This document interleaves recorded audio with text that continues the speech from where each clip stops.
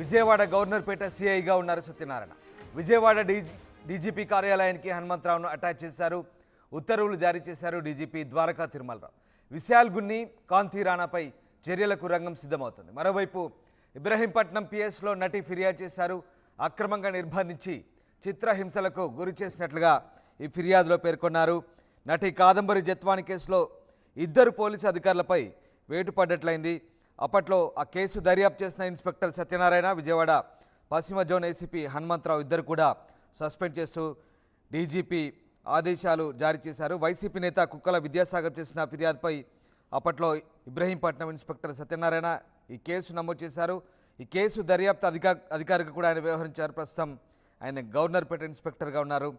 నెల రోజులుగా కాదంబరి జత్వాని వ్యవహారం సాగుతున్న సంగతి తెలిసిందే. ఇక ముంబై నుంచి విజయవాడకు వచ్చిన కాదంబరితో పాటు ఆమె తండ్రి నరేంద్ర కుమార్, తల్లి ఆశా జత్వాని నుంచి పోలీసులు వాంగ్మూలం కూడా తీసుకున్నారు. విచారణ చేయడానికి ప్రత్యేక అధికారిగా క్రైమ్స్ ఏసీపీ శ్రవంతి రాయ్ను కూడా నియమించారు. 2 రోజుల పాటు కాదంబరి కుటుంబ సభ్యులు ఆమెకు వాంగ్మూలం ఇచ్చారు. అప్పటి ఇంటెలిజెన్స్ డీజీ ఆదేశం మేరకు ఆంజనేయుల ఆదేశంతో అప్పటి విజయవాడ కమిషనర్ కాంతి రాణా, డీసీపీ విశాల్ గున్ని ఇబ్రహీంపట్నం పోలీస్ స్టేషన్లో అక్రమంగా కేసు నమోదు చేయించారంటూ కాదంబరి ఈ వాంగ్మూలంలో ఫిర్యాదు చేశారు. తన అరెస్టుకు విశాల్ గున్ని నేరుగా ముంబై వచ్చారంటూ ఆమె ఆరోపించిన సంగతి తెలిసింది. ఈ నేపథ్యంలో తాజాగా శుక్రవారం రాత్రి కాదంబరి జత్వాని ఇబ్రహీంపట్నం పోలీసులకు మరొకసారి ఫిర్యాదు చేశారు. తనపై అక్రమ కేసు నమోదు చేయించిన వైసీపీ నేత కుక్కల విద్యాసాగర్ సహకరించిన ఐపీఎస్ అధికారులపై కేసు నమోదు చేయాలంటూ ఆమె ఫిర్యాదు చేశారు. ఈ నేపథ్యంలోనే ఆమె మరొకసారి ఫిర్యాదు చేస్తుండగానే కేసులకు సంబంధించి ఇద్దరిని కూడా సస్పెండ్ చేశారు. మరో ఇద్దరిని కూడా సస్పెన్షన్కు రంగం సిద్ధమవుతున్నట్టుగా తెలుస్తుంది.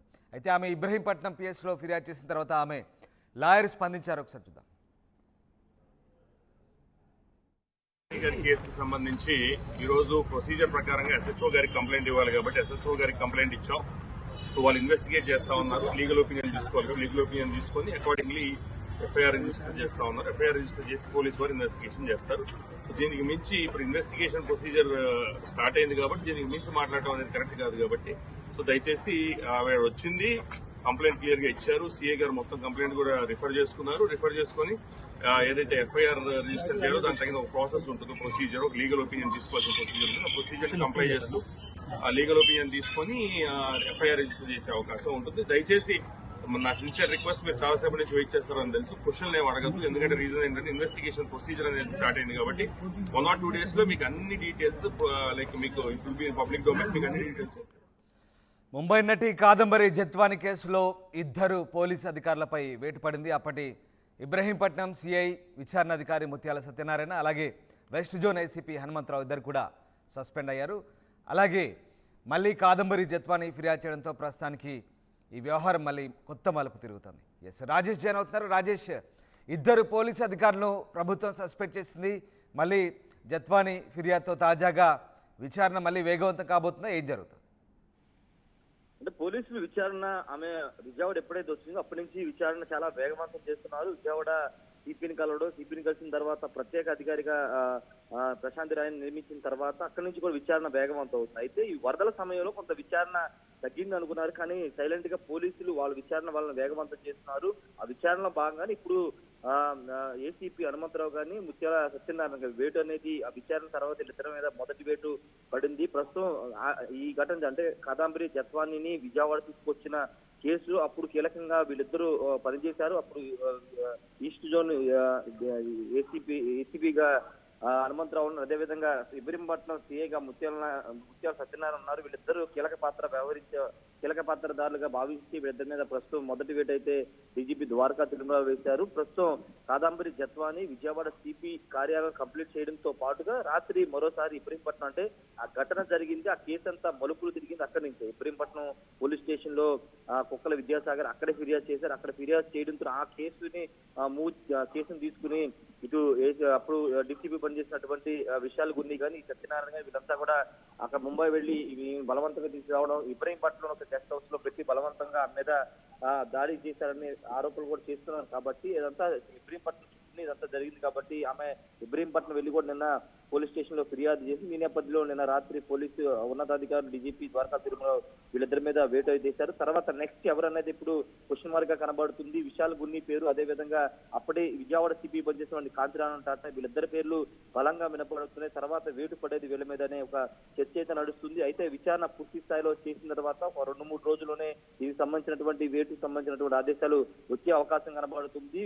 కీలక పాత్రధారి అంటే బ్యాక్గ్రౌండ్ లో నడిపించింది కాంతిరాణ టాటా, అప్పుడు సిపిగా పనిచేసిన కాంతిరాణ టాటా స్వయంగా ముంబై వెళ్ళినటువంటి డీసీపీ విశాల్ గున్ని, అప్పుడు డీసీపీ పనిచేసిన విశాల్ గున్ని వీళ్ళిద్దరు కీలక పాత్రధారులు ఉన్నారు. వాళ్ళ కింద ఇప్పుడు హనుమంతరావు గారిని సత్యనారాయణ వాళ్ళు చెప్తే వీళ్ళంతా కూడా చేశారు. అయినప్పటికీ విధులు ఈ కేసులో కీలకంగా వ్యవహరించారు కాబట్టి వాళ్ళ మీద కూడా వేటు పడిందని చెప్పాలి. మరికొంతమంది అధికారులు ఉండే అవకాశం ఉంది. వీళ్ళందరికీ హెడ్ గా పనిచేసినటువంటి అప్పటి ఇంటెలిజెన్స్ డీజీగా పనిచేసినటువంటి సీతారామన్ పై కూడా వేటు పడే అవకాశం కనబడింది. ప్రస్తుతానికైతే ఇద్దరి మీద అయితే వేటు పడింది. మరో ఇద్దరికి వేటుకి రంగం సిద్ధం చేస్తున్నారు. పూర్తిస్థాయి విచారణ చేసిన తర్వాత పక్కా ఆధారాలతోనే వాళ్ళ సస్పెన్షన్ వేటు పడే అవకాశం కనబడుతుంది. కాదంబరి జత్వాని విజయవాడలో ఉంటూ పూర్తి స్థాయిలో విచారణకు సహకరిస్తూ మొత్తం ఆధారాలన్నీ కూడా పోలీసులకి ఇస్తున్నారు. కుటుంబ సభ్యులు కూడా విజయవాడలోనే ఉన్నారు. ఆమె విజయవాడలోనే స్పెండ్ చేసి కేసు విచారణకు సంబంధించినటువంటి పూర్తి సహాయక సహకారం అందిస్తున్నందుకు పోలీసులు చాలా వేగంగా విచారణ చేస్తూ ఉన్నారు. అయితే ఇక్కడ పొలిటీషియన్స్ పాత్ర అంటే కేవలం పోలీసుల వరకే పరిమితం అవుతారా?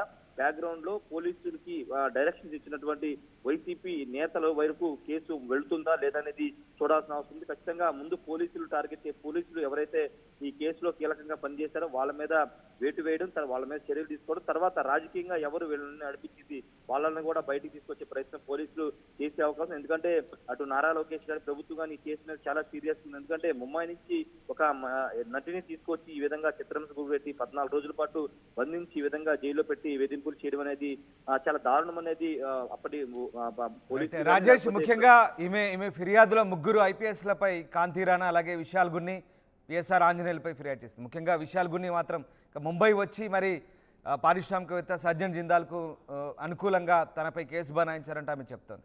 ఈ రకంగా నెక్స్ట్ టార్గెట్ ఈ 3 ఐపీఎస్లు అనుకోవచ్చా? సో వాళ్ళపై కూడా ఏమైనా చర్యలకు రంగం సిద్ధమవుతుందా?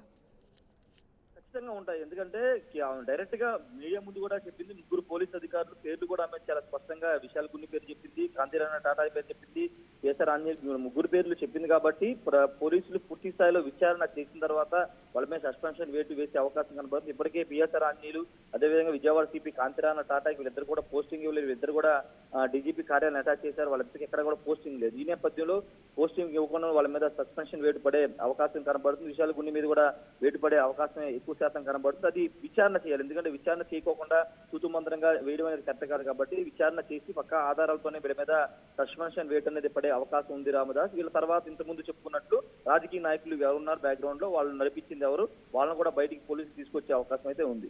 Right, yes, thank you Rajesh, thanks for the update. ఇది మొత్తం మీద కాదంబరి జత్వాని వ్యవహారంలో 2 అధికారులపై వేటు వేస్తూ డీజీపీ ద్వారకా తిరుమలరావు ఉత్తర్వులు జారీ చేశారు. ఇక ఐపీఎస్లు విశాల్ గున్ని, కాంతిరాణాపై కూడా చర్యలకు రంగం సిద్ధమవుతున్నట్టుగా తెలుస్తోంది. మరోవైపు